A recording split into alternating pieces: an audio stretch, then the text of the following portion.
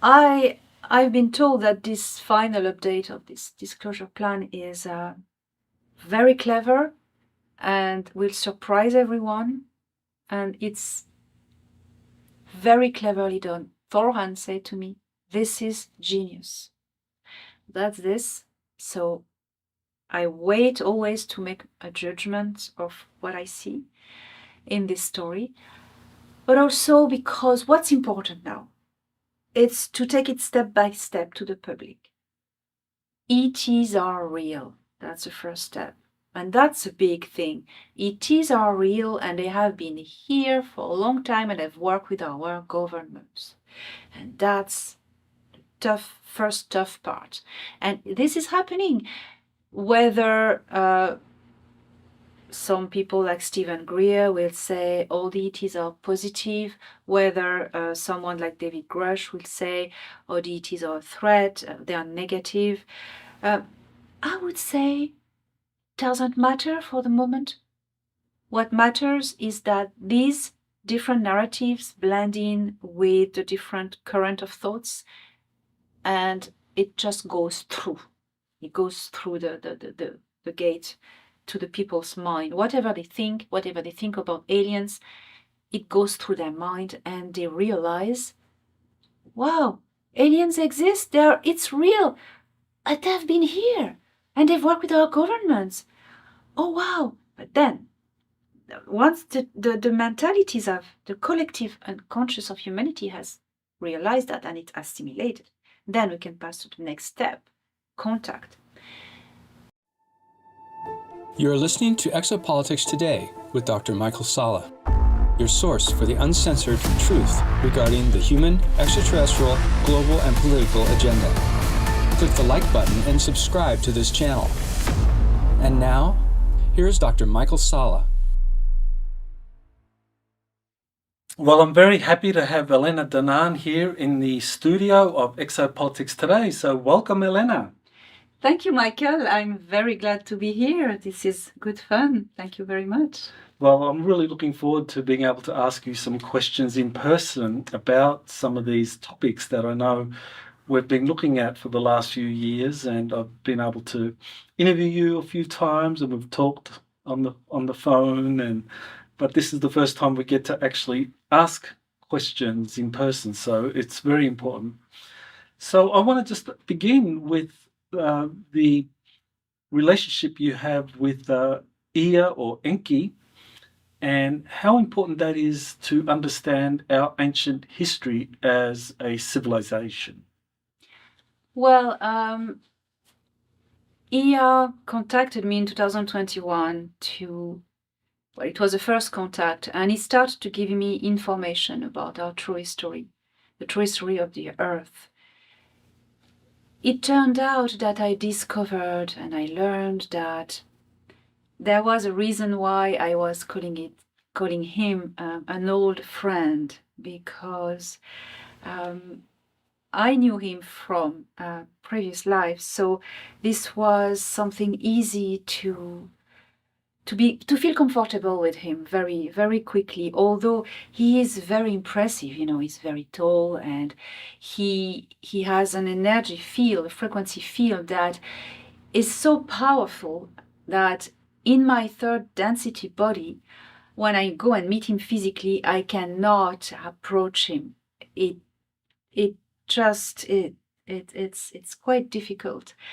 Is so powerful. Ea is an alchemist. He calls himself a cosmic alchemist.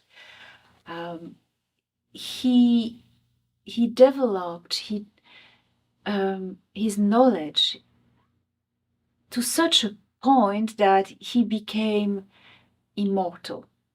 And this is something that we can talk about. It's the Anunnaki have different grades in their society, different castes.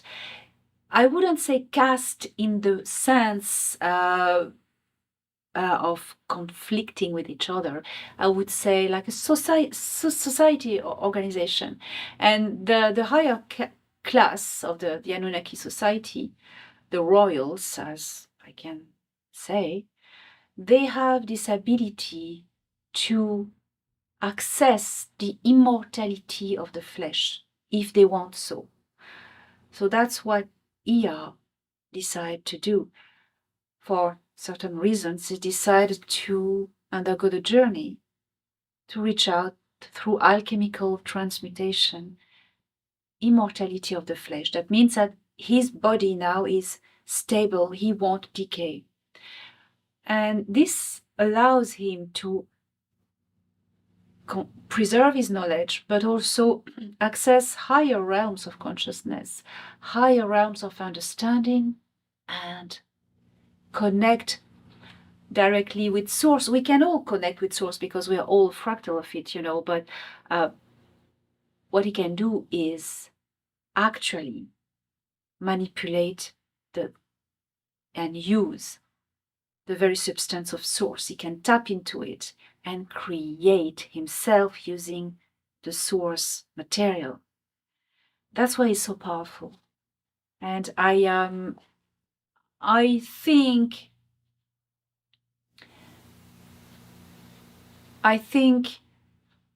that we have a tremendous advantage and gift to know more about his wisdom. His wisdom is amazing. Sometimes he says words to me, and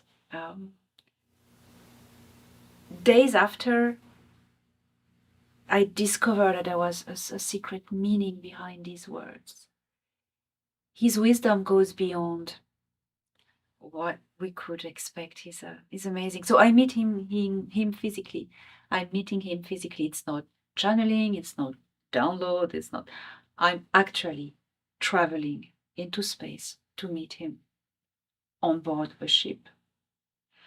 I meet him on his ship, on the Nibiru ship, which is an incredible place. So that's... Do you want to tell us about the Nibiru ship? Because the way you described it to me, it was almost like a caste system, or there was a very clear differentiation between the scientists, the crew, the pilots, and the royals. Yes. So if you want to tell us. I was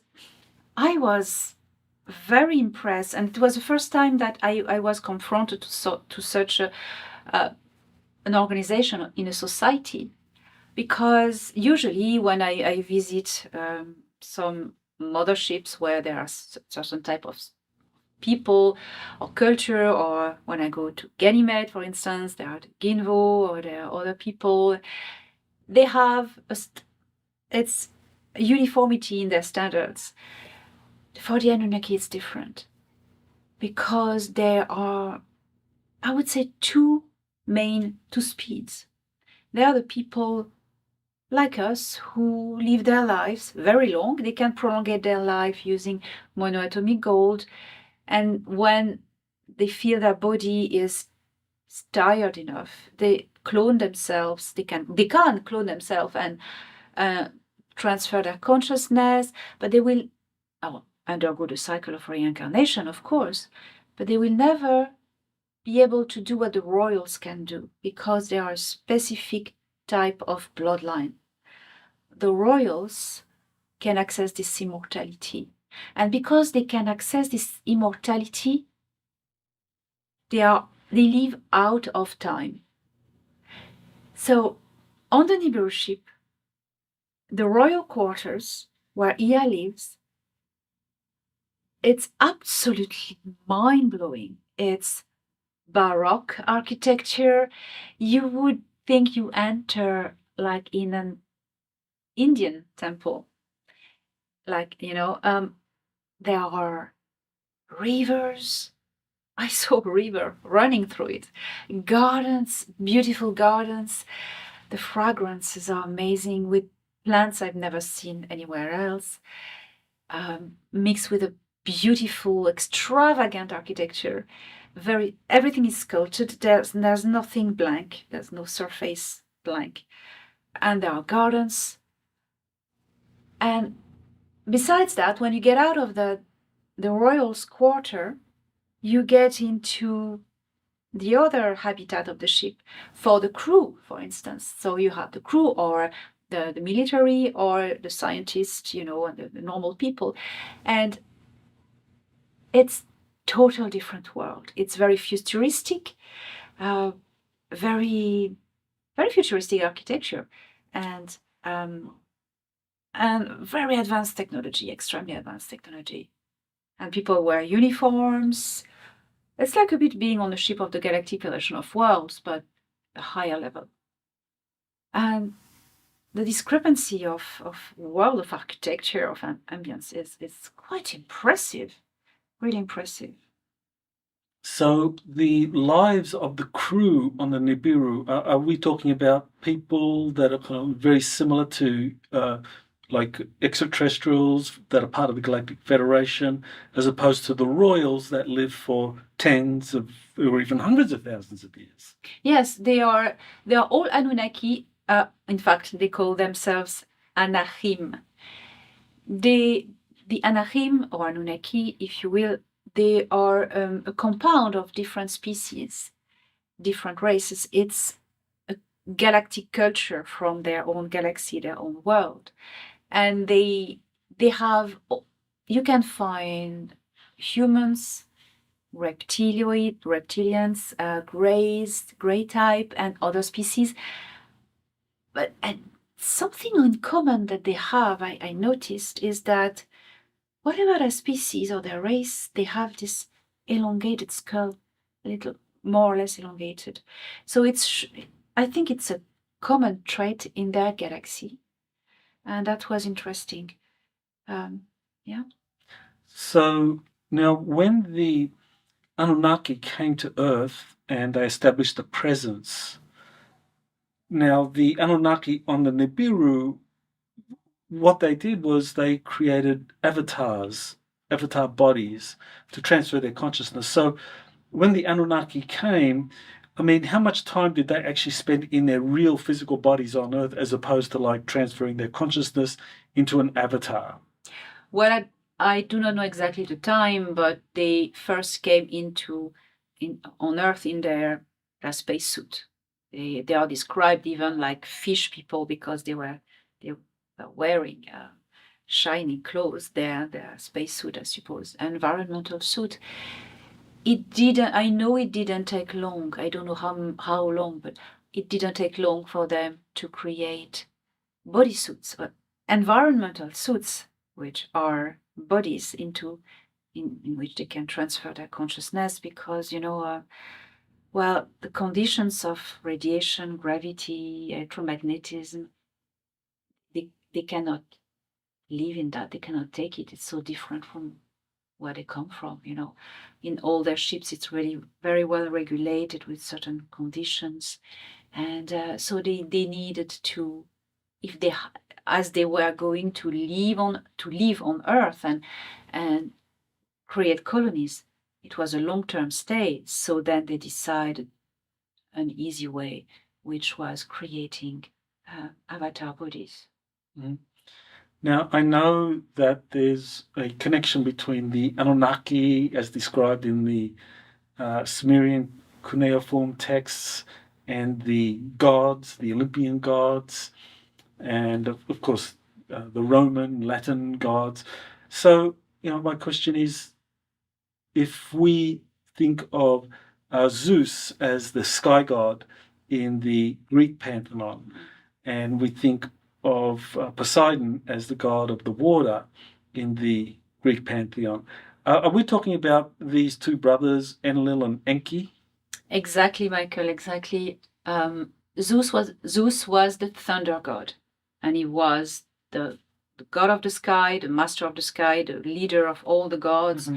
He loved to play with humans, and it said that the Greek gods had a board game, and they were playing the humans, fighting each other, And it's exactly what Yahweh did, aka Enlil.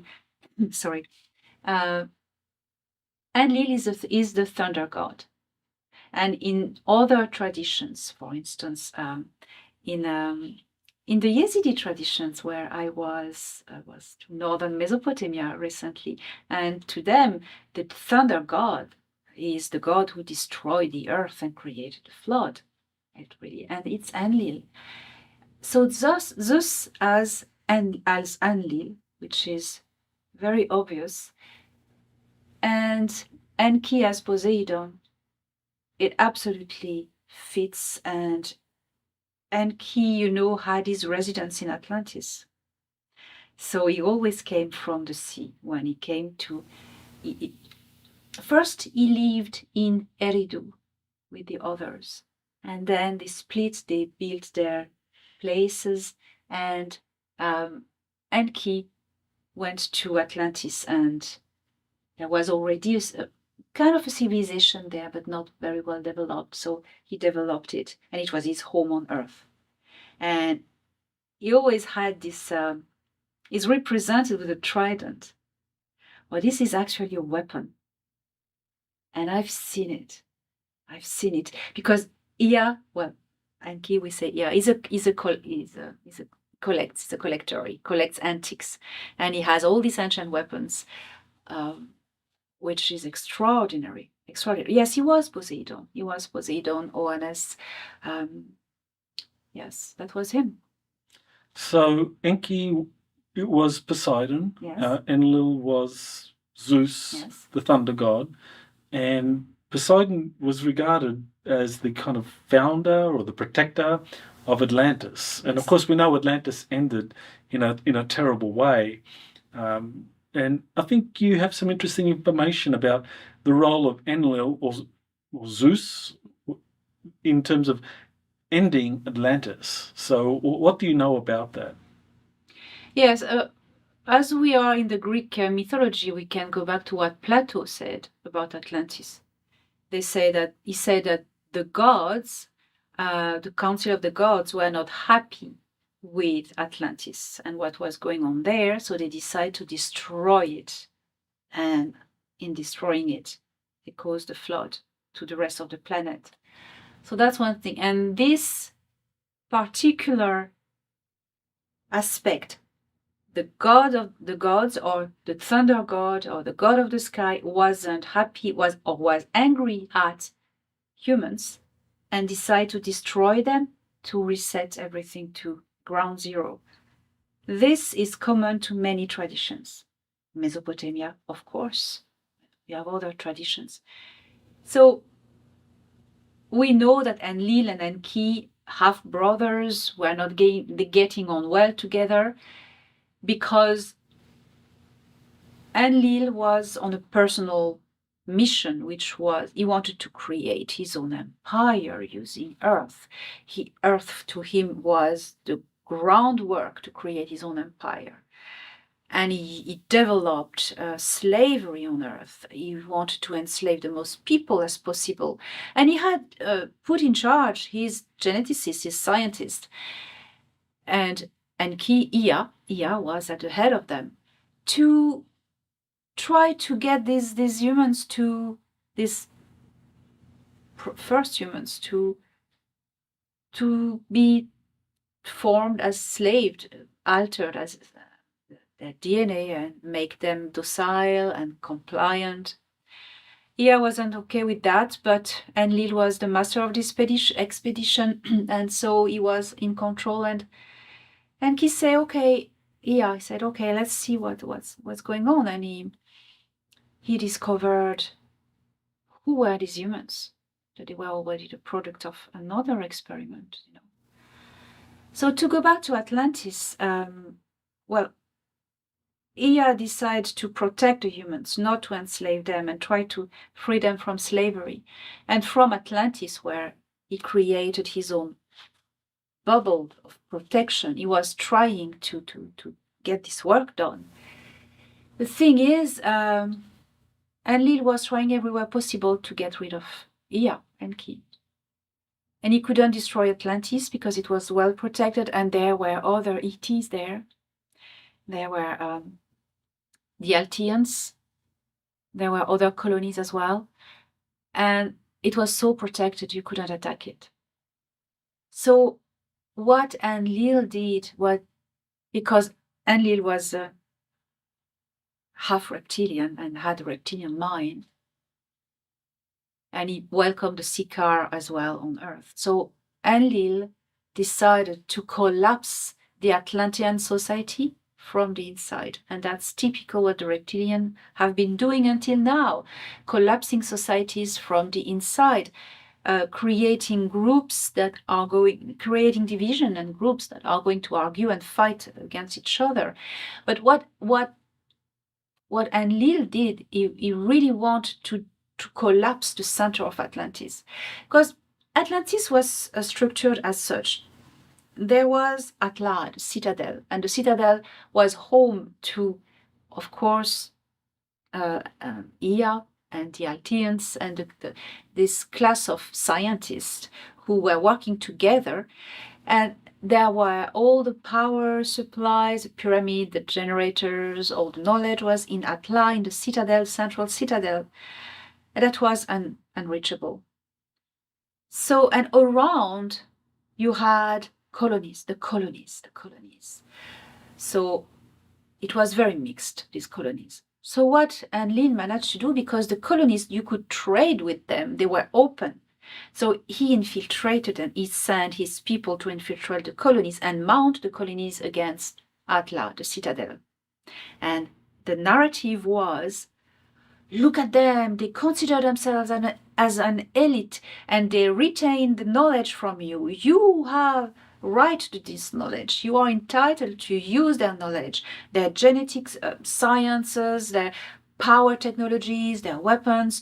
You are entitled, and that was it. So they were mounting the people against the citadel, and until riots occurred, and there were moments where the citadel was invaded by infiltrated, and it's been going on for a long while. So what Ea decided was, okay, they're coming for it. It's not going to get better. We are going to hide this knowledge. I'm going to start to hide this knowledge and take it away from Atlantis and put it in different places in the world. And we will mark these places. And that's what they did. Well, the colonies got their hands on some of the genetic technology, the holographic table, all the devices, they got their hands on that. And they brought it in the colonies. They started to, fired by power, just so much influence.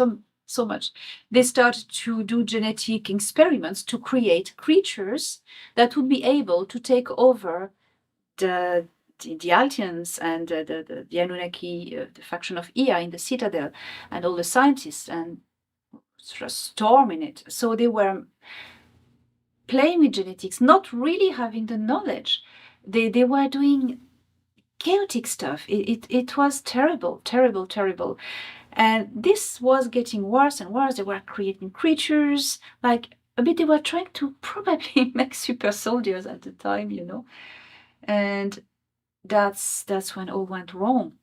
And my point is, when you think about the people, there's a lot of people who remember having lived in Atlantis, a lot.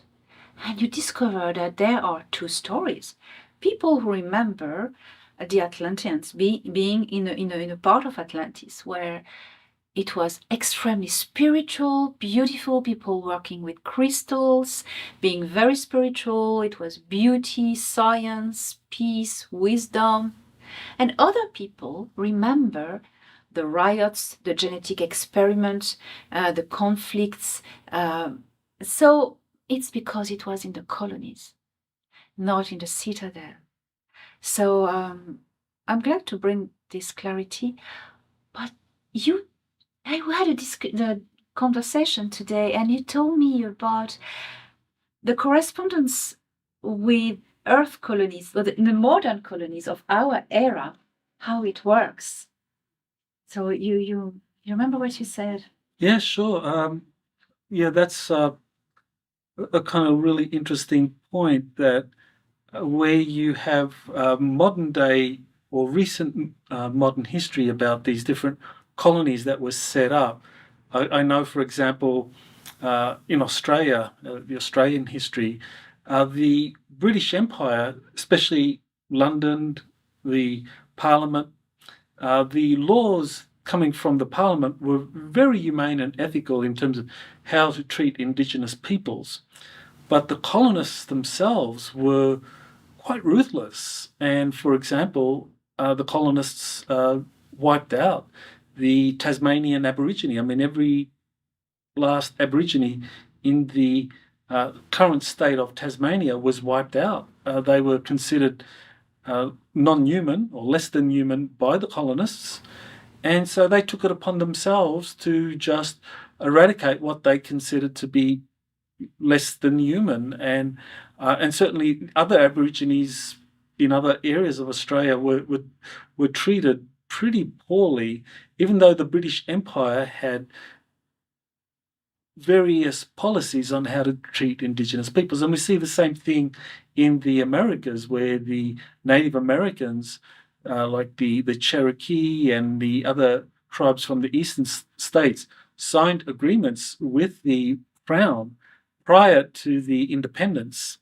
And the Crown recognized that the Indian nations had a right to the land. And so they said that they would recognize that right and protect it. Now, once you had the War of Independence and America then became free and independent, eventually that treaty with the British was replaced by treaties that were then broken by the colonists, or, well, of course, the American government. So, another example of how colonists behave much more aggressively, less ethically than the kind of center of political power. So I totally understand how in the final days of Atlantis, how you had the center kind of like behaving and doing things in an ethical way, but the colonies, the far-flung colonies especially, would have been, as you said,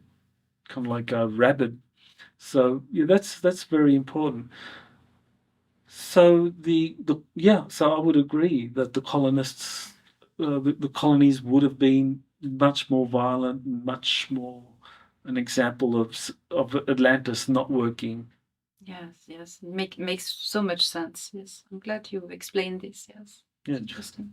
So now let's move forward a little bit to the making of the kind of like Hebrew and then the Christian and then the Islamic religions, and they're all predicated on Abraham, this patriarch that left the city of Ur, an ancient Sumerian city that at that time of Abraham was, I believe that was part of the Akkadian or maybe the Assyrian Empire. So Abraham leaves Ur, taking with him his family and the records, the history of Ur. And up until around the 7th century, the Hebrews actually had recognized the Elohim, and they recognized multiple Elohim, and Yahweh was just one amongst a number of them. And he wasn't by any means the only one, nor the most loved one.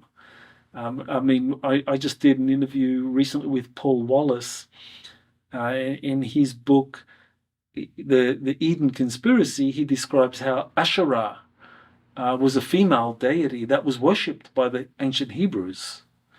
She was worshipped. But then around 600 BC, the Hebrews got together and decided to revise out of the Hebrew texts or the recognized canon all mention of Asherah and the other Elohim, and just focus on Yahweh as the one and only God.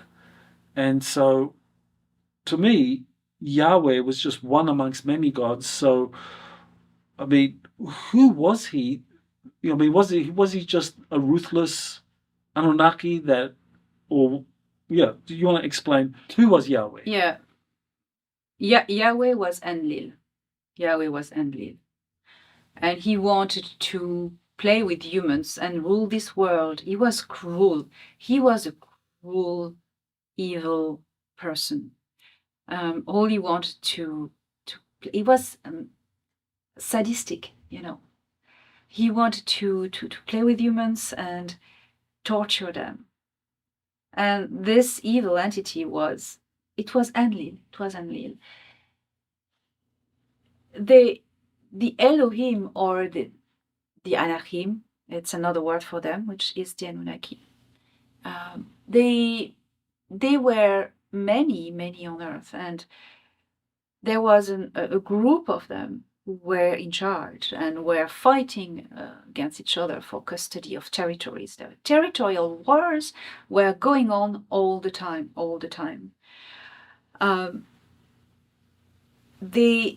So you had Enlil playing Yahweh, and others as well playing other gods.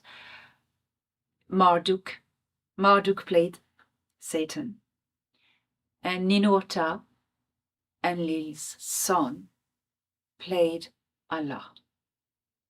And there is always something that has caught my attention in the Islamic religion. I would be burned for saying that in other times.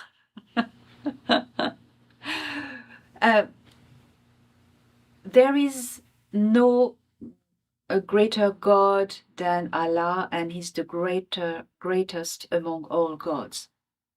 I mean, you mean that there are other gods? You know what I mean? Okay. And that's so they played, and sometimes they were swapping. They were swapping games. Yahweh and Enlil and Marduk were playing so much power games. So that's who they are, who they were. Okay, well, that's very, very interesting.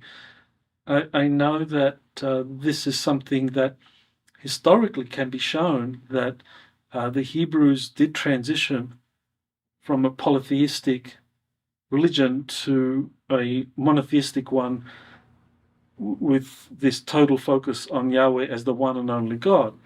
Now, if we move forward to Yeshua or Jesus, he quite well, let's just say that there are Christian texts that show that, and actually even in the current Bible, there are passages that refer to Yeshua not acknowledging Yahweh as his God. And certainly the Gnostic Christians, according to them, Jesus believed in another God. Yes. Rather than Yahweh. So, what happened there with Jesus and the God he prayed to, and Yahweh of the Old Testament? Yes, what happened is that the good faction of the Anunnaki weren't happy with Yahweh, Enlil having too much power, and so they sent Yeshua, who was a hybrid, a descendant of this bloodline, to try to get people to open their eyes on who was this evil entity. And it was not a God of love, of truth, of compassion at all. And the message of Yeshua was the connection with God, the kingdom of God, you have it inside of you. And you can connect directly with God by yourself. And he was giving the people their sovereignty. And he said, that's an important scripture that says in the Old Testament, the New Testament, that says that Yeshua went to see the priests of Yahweh, and he said, your father is not my father. And he was making the point with that. That's why the priests of Yahweh wanted to get rid of Yeshua. And Yeshua was, interestingly, speaking of his own father.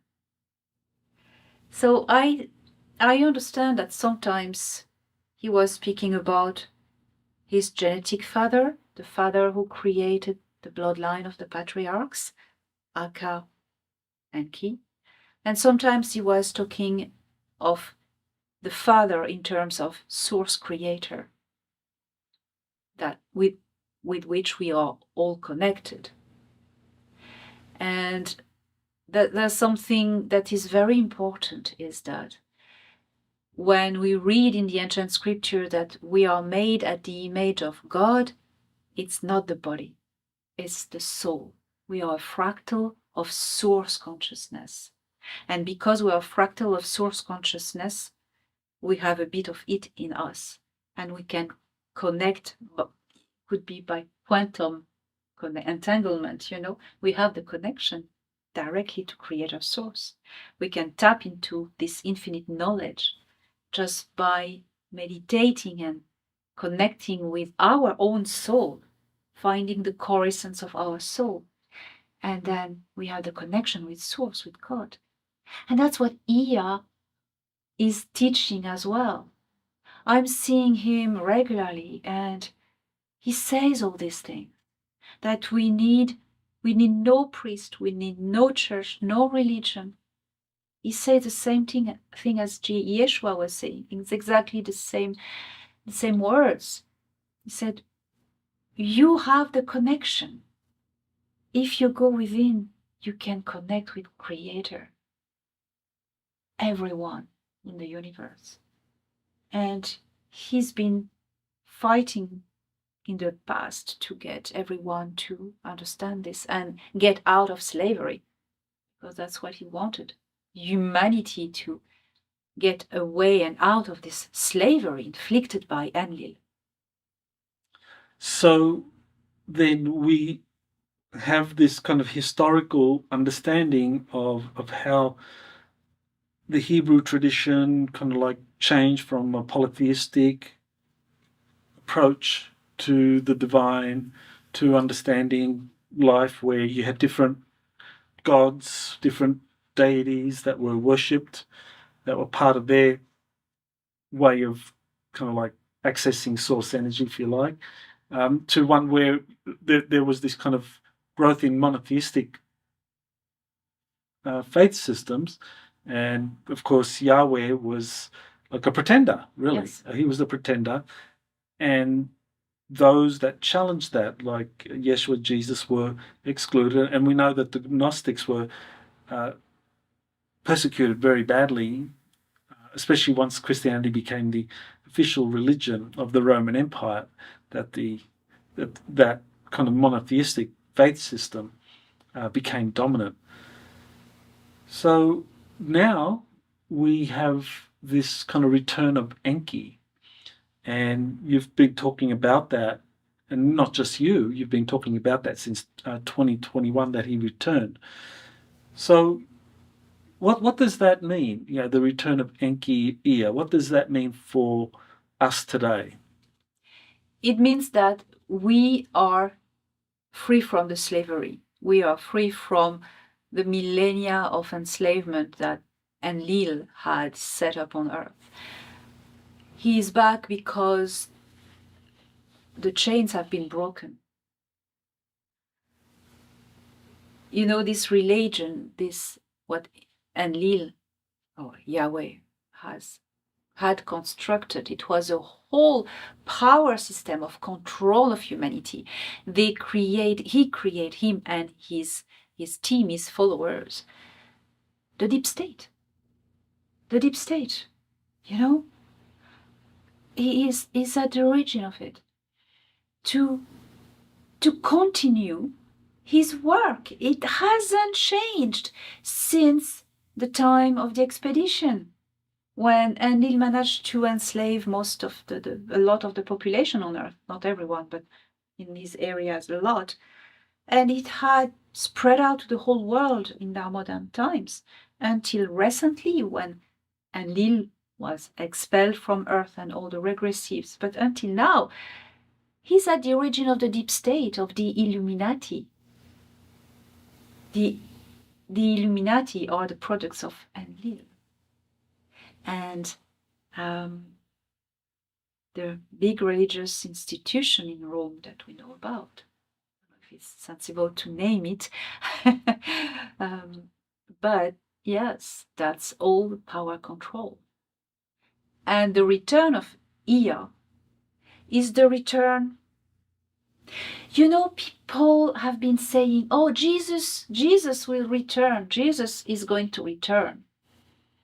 Well, my understanding of it, and to me it's blowing my mind with evidence, it's that it's not Jesus the soul, the person, the character. It's not him as a person or soul. It's what we call the Christ consciousness. It's he started it. It's the philosophy, the spirituality of regaining our human sovereignty, of re-empowering ourselves, unlocking our potential, and starting to vibrate to our right frequency, where we should have been from the start. Ea comes back with this gift. And I think when people say the return of Yeshua, it's not Yeshua, it's what his teachings, what he represents. And Yeshua is anyway the descendant. He has the bloodline of Ea. So it's in a way his return, not him, but the bloodline, the original Adamic DNA returns. Ea offered, gave back the key of the original Adamic DNA to the earth, to the humans of earth, to the Earth Alliance. And as I explained, it's now implemented in the medbeds if you choose it, if you want to repair some genetic problems that you have, you can use this. But anyways, that's what I would say. Mm-hmm. Okay, so Ea returned 2021, and there is some kind of element of that return which is consistent with prophecy. Yes. And I mean, we're not just talking about the return of Jesus, there's also the return of Quetzalcoatl, Kukulkan, and Kalki. I mean, many traditions. Yeah. And so, we could go in many directions there. But I want to kind of get to another aspect of the return of Ea, Enki, which is this transition in terms of custodianship of our solar system. Yes. That our solar system has gone from one that was controlled by the Draconians and the Orions to one where now humanity is in charge of the future of our solar system. And Enki, Ea has, together with other extraterrestrial groups, has kind of overseen that transition. So why is that? Why did they do that? Why did the extraterrestrials, different councils, the Federation, Galactic Federation, and Ea, why did they choose to transfer custodianship of the solar system from the Greys, the Draco, to the Earth Alliance? Well, the star system was in the custody of the old empire, the Anak Empire or Anunnaki Empire. And the two main outposts were Earth and the planet Saturn. Nobody could approach Saturn. I remember before all of this happened, when I was flying with Thoran, we had to avoid Saturn, not pass inside of the rings. And he wouldn't tell me. He said, no, it belongs to someone else and we must not infringe the territory. Okay. And it was, in fact, Anunnaki concession. And on the Saturn there was a lot of technology, and it was Marduk who was in custody of Saturn. Earth was still in the custody of Enlil, but that's something very deep. We're touching now the galactic diplomacy, because Enlil, okay, he's an Anunnaki, but he's also half Sikar. Because his father, Anu, the head of the empire in this galaxy, married a Sikar queen, a reptilian queen. At the time, she lived in Orion, and she had a lot of possessions. And it was a deal where their offspring would have to inherit of the empire, the Anunnaki empire, and in exchange, Anu would have all the territories, could rule over all her territories. Anu said yes, and he regretted it, I've been told. So when Enlil came to Earth, he brought with him the Sicars. Not with the expedition, but later on, he allowed them to come in. So when we talk about all these reptilian royal bloodline who have caused a lot of mayhem on Earth, we say, but are they Anunnaki? Are they Sicars? Because sometimes we would think this, and they are both. They are both. They have the Sicars and the royal house of Anu's blood. And that's why they marry among each other, and they are very eager to live long and maintain their lifespan long by some products that they with unspeakable things. Anyways, once the Sicars were removed from the star system by the Earth Alliance and the Galactic Federation of Worlds, once the Greys were also removed, then Enlil was in a weak position. As long as the Sicars were there, Anu couldn't do anything. Nobody couldn't do anything. There needed to be an inside job to get rid of the Sicars first. Then, the Sicar Empire could not come and protect Earth possession. So that was it. Once the Sicars were expelled, the key point was Antarctica. The key point was Antarctica when the Dark Fleet was expelled from Antarctica. That was a moment when everything else unfolded. Mars was liberated, the Dark Fleet went out of the star system with all the Dracos. And that was it. And that was the start of serious cleaning now. And the undergrounds were still in the process of being cleansed. They have been evacuated since. And then, well, who do we see arriving? The Intergalactic Confederation. Well, first Ea in September 2021. Then in October, the Intergalactic Confederation, Cedars. Because now we could talk. We had solved the Sicar problem, so we could do the cleaning inside as we wanted, and the Nibu were gone as well. That's when Ea came back, and Ea gave back. Well, Enlil was removed, of course, and Marduk. Ninurta as well, he was gone, I think, at that point. So the next step, when Enlil was arrested and the Sicar were destitute from their power in this star system, the Intergalactic Confederation with Ea, they organized a council to get Anu to come and make a decree and just remove Enlil. And once this council was done, Ea was the heir of the Anunnaki Empire because Enlil had been arrested. He wasn't the heir anymore, and Anu had enough with this. He was relieved. Ea is now the heir of the Anunnaki Empire. So he has right. And Ea, with the agreement of his father, decided, because he suddenly was in custody of Saturn and of Earth again, Enki, the title he had bore for a little while, he gave it back to the people of Earth. He gave Saturn back to the Earth Alliance, and also Earth was free. He said, oh, no, Earth, it's yours. And because all you ever wanted is to see humanity of Earth free, sovereign, and blossoming, So there has been meetings where Ea passed on the custody of Saturn in the hands of the Earth Alliance. Why?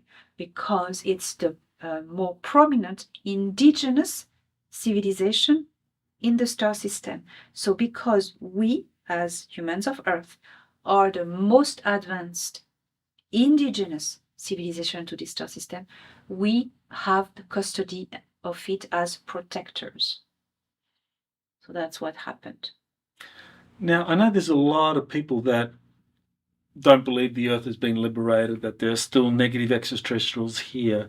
So what was the critical factor that led to this liberation where the Draconians and the Orion Greys had to leave our solar system? I thought it was because the arrival of the Intergalactic Confederation that that represented this kind of like 24 founder races, seeder races that had set up the genetic experiments, and that they left because they did not want to be seen or recorded.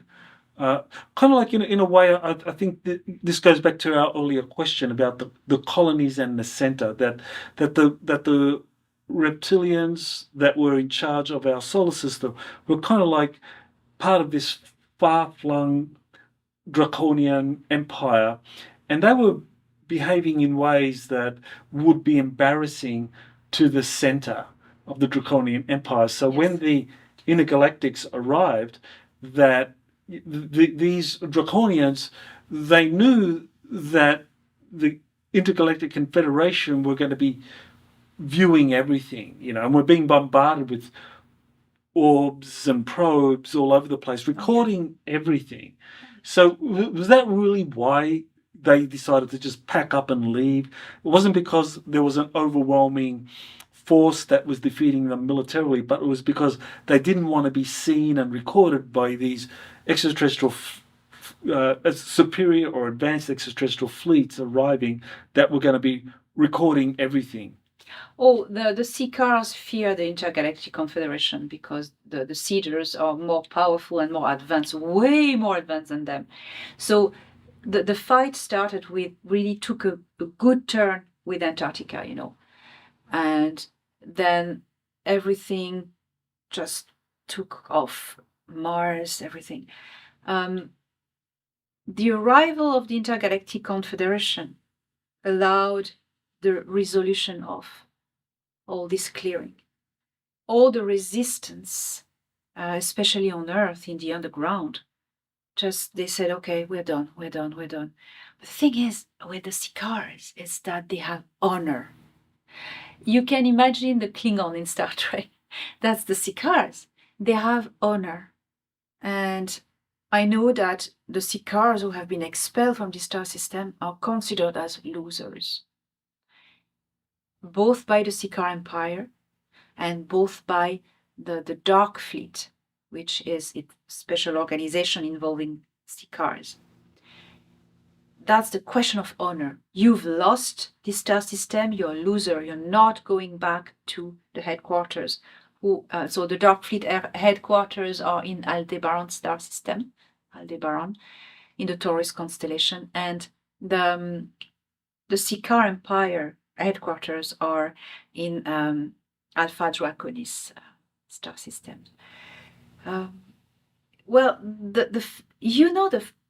There was still before the Seeders arrived. It was the end of the fights. There was resistance, but it was the end of the fights. But the frequency of these 500 motherships of this very advanced civilization, it was like a shockwave, a frequency shockwave. And anything that was still resisting just was gone. They were gone. They just had to be there, and that settled everything. That was it. And when their frequency arrived, entered our solar system through the Jupiter Stargate, the shockwave of frequency activated all the technology that they had left long time ago before they left.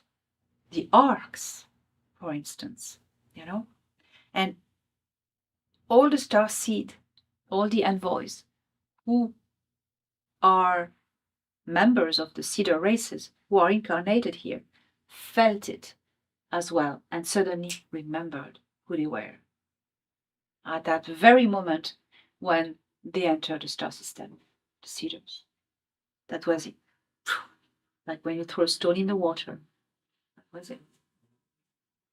Well, I know that one of the key events that you've described is when you had the Jupiter Accords, where there was this agreement where the United States Space Command was recognized to be the point organization for representing humanity, our space programs, in dealings with these different extraterrestrial civilizations, the Federation, Andromeda Council, and so forth.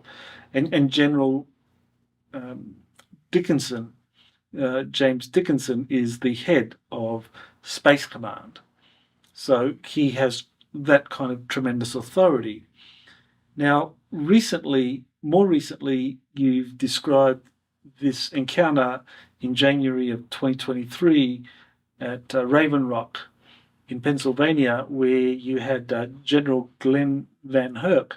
You recognized him or identified him, and he was handed a disclosure plan that presumably would be put into effect by Northern Command and NORAD, that he was in charge of those two organizations. So here you have two powerful military officials. And recently, in an unprecedented move, there was General Van Herk was criticizing Space Command for overstepping its responsibilities or authority when it came to space and tracking Santa Claus. So, what do you make of that? Oh, that was so interesting. I believe it has nothing to do with extraterrestrials or with disclosure. Because what I see is, maybe I'm wrong, but that's my vision. People will make of it what they think. So I'm sharing here only my vision, not intelligence. My vision and my understanding personally is that there's a power struggle, a human power struggle, as simple as that. ETs have their plans and agendas to liberate Earth and get the disclosure going. That's a thing.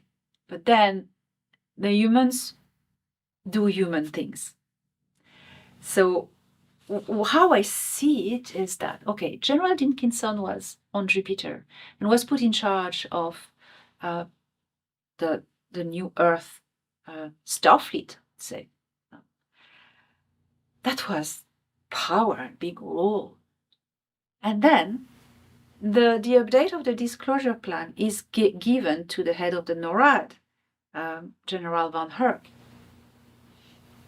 for tactical reasons, and I suppose that it's a good reason, not, different people leading different sectors of this. And I think, to me, it's just a question of power. You were given the to be at the head of the agreements that happen on Jupiter, but I was given the disclosure plan, and don't step on my territory. And I think that's just what it is. And there's nothing to worry about. And Santa Claus, yes, Santa Claus. We have seen. We have watched the leaked videos of the Apollo mission where the astronaut describes, hey, Houston, we have a problem. There's a Santa Claus there. And we know that Santa Claus is the name for UFO. So who's going to be in charge of? That's what the power struggle is, to my understanding. Who's going to be in charge between these two men of either representing the first civilian contact with extraterrestrials, presenting them, introducing them to the public? Who's going to be in charge of that? It's going to be a military person Or and is it who's gonna lead the project about retro-engineering technology and UFO technology? Who's gonna have the ET technology? Because okay, there's everything we've retro-engineered until now. Now people start to know about it. You have David Grush who came out to talk about this, and other people. Now it's with the protection law, it's easy to come forward now, and it's going to be more and more interesting, more and more people. But then there's this. But you know, the disclosure is moving forward. Now the extraterrestrials plan to reveal themselves publicly, because they've been working with the government since a good while. The governments know a lot about them. They're working together. There's the Earth Alliance. You know, they go to meeting in space. You have all the people walking among us, etc., etc. So who's going to take in the technology now that these ETs are going to openly give us? Because at the moment they make first contact, civilian contact, public contact. It's official that they're on TV, they're in the streets, they're everywhere, the ships are coming. We step into a new era where we're about to join the Galactic Federation of Worlds for protection and for exchange of technologies. You know, once you are a member of the Galactic Federation of Worlds, you get to exchange technology freely. You share, you put the knowledge and the technology in common. So who's going to have the leadership of getting these ET technologies implemented? That's power. So I think there's this behind as well. But that's my vision, my own personal analysis with what I see, what I know. I try to make an understanding of it. So I'd be interested to know about your understanding of it. Yeah, I think it's a power struggle. I think Space Command is kind of relatively new in terms of authority in the US military system. It only was formed in 2019, reconstituted in 2019. It previously existed from 1982 up until 2002, and then it was disbanded, and it just became a subordinate command within the US Air Force. But it was reconstituted as one of the kind of combatant commands in the US military system, which means that it is responsible for organizing the Air Force, the Navy, the Army, the Space Force assets that deal with space. Anything above 60 miles in the atmosphere is all under the domain of space, is considered space. So Space Command is in charge of all of that in terms of operations. So that creates conflict with NORAD, which is responsible for defense of North America, because how do you deal with UFOs that, sure, they can be in the atmosphere, appear in the atmosphere, but they come from space? So who has jurisdiction? Is it NORAD? Is it Space Command? So there's a battle, but I think, you know, if you look at it logically, it's like, well, you know, because these objects come from deep space and they're over our skies, it's Space Force, Space Force is part of it, but Space Command has to have ultimate jurisdiction because they're responsible for tracking them and interdicting them if necessary. So I think that's the struggle. Yeah. That's the struggle. Yeah. But you mentioned David Grush, and I think I'd like to finish up with a final question, and for now, and just get your response on this. Now, some people believe that David Grush is part of a psyop to condition the American public and the world for a alien false flag event, and that he's putting out this narrative that we don't know what these are, that there's a kind of fear factor or there's a national security threat. Others believe, and I've tended to kind of go with this theory, that it's a limited hangout, that they're putting out some of the truth, that there's alien craft that are being reverse engineered, but corporations have been studying these for decades and have made very little progress, that they haven't had any major breakthroughs at all. So, yeah, that we've got alien spacecraft, but the corporations are studying them and they're just too advanced. We don't know what they are, but they're kind of there. So the things that are flying out there, that they're not our stuff. So I think that's the limited hangout. Yes. And then there's the genuine disclosure. I think maybe this could be part of what the Earth Alliance and Space Command and the Galactic Federation are doing, is like they're using people like David Grush to prepare us for genuine disclosure, that we're going to have all of the technology that's been suppressed released soon, and that's so that we're going to have a very positive future. So which way do you go in these different explanations for people like David Grush and other whistleblowers coming forward? Well, I straightly tell you I go for the last and third version, because for many reasons. I've been told that this final update of this disclosure plan is very clever and will surprise everyone, and it's very cleverly done. Thorhan said to me, "This is genius."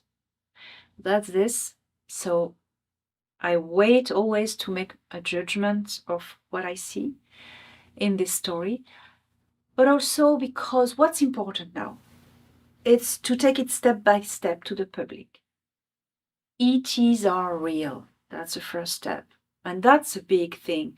ETs are real and they have been here for a long time and have worked with our governments. And that's the first tough part.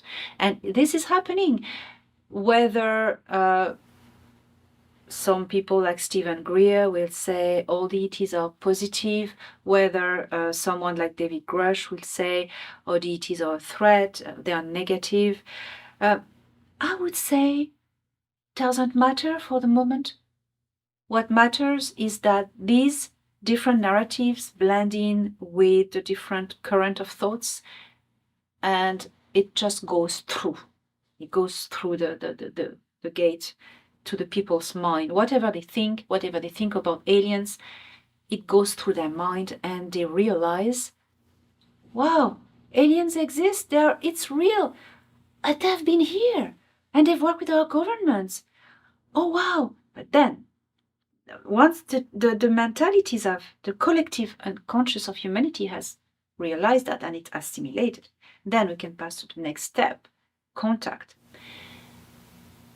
But I think that, if the truth was said straight away about the retro-engineered technology, what does this imply? To disclose all the top secret stories. Because what does it imply? Oh, so we have retro-engineered this technology. It works very well. We've built TR3Bs, we've built even more. We have Solar Warden, and that's a shock. And there is so much more that I personally don't know about these top secret programs, that I think if they were revealed now, it would cause a bit of chaos, and especially for the military, because they don't want us to know that they've been working on technologies that have not been always ethical with humanity. You know what I mean? So saying that technologies, retro-engineered technologies, it hasn't worked, I think it's false. It has worked. We have even implied, in everyday's work with the fiber optics or super materials, we have so much from it. What I want to say else. So that's the work with retro-engineering technology. That's the work with the good ETs. They've given us technology, but it hasn't really worked. That means we're not going to tell you now yet about our secret space program and stuff. Not yet. It's too much, and we need to clean up our house before we open it to the public. But then also, the narrative, there isn't any any regressive extraterrestrials, they are good. Of course, to me it's absurd. Why would we have the monopoly of evil, on this planet? It's ridiculous. It's everywhere. It's because also if the governments disclose that they've been working with the Orion Greys, for instance, or the Sika reptilians, well, they're gonna get to tell people what they've done with these ETs. The abductions, the Montauk, the MILABs, military abductions, the harm that they've done humanity, that they've sold out, the Majestic 12 has sold out humanity to the Orion Greys. They're gonna have to say that, and they don't want to. So as long as the deep state is in power, they won't go there, saying that, there are regressive aliens. We have worked with them. No, they're not going to say that yet. That's not them to say that. That's other people who are protected, I suppose, will come forward. So that's my view on it, and I always keep in mind what Thoran said to me. This plan is genius, and you will be surprised until the end, to the end. So I think David Grush knows more than he revealed, and he cannot reveal everything because behind him there are, I think, entities, or military entities who forbade him or to say things, or he may have signed NDAs, I don't know. But it's just a start, What's important is that humanity realizes that they are not alone in the universe. ETs are real, and they have been here, and they are here. So that's, to me, what matters. And I personally have very strong reasons to believe there will not be an alien invasion scenario. It was planned. It was a real thing. They've prepared. The deep state has prepared all the holographic technologies, has prepared to use false aliens and ships that they've retro-engineered to make believe it's alien invasion.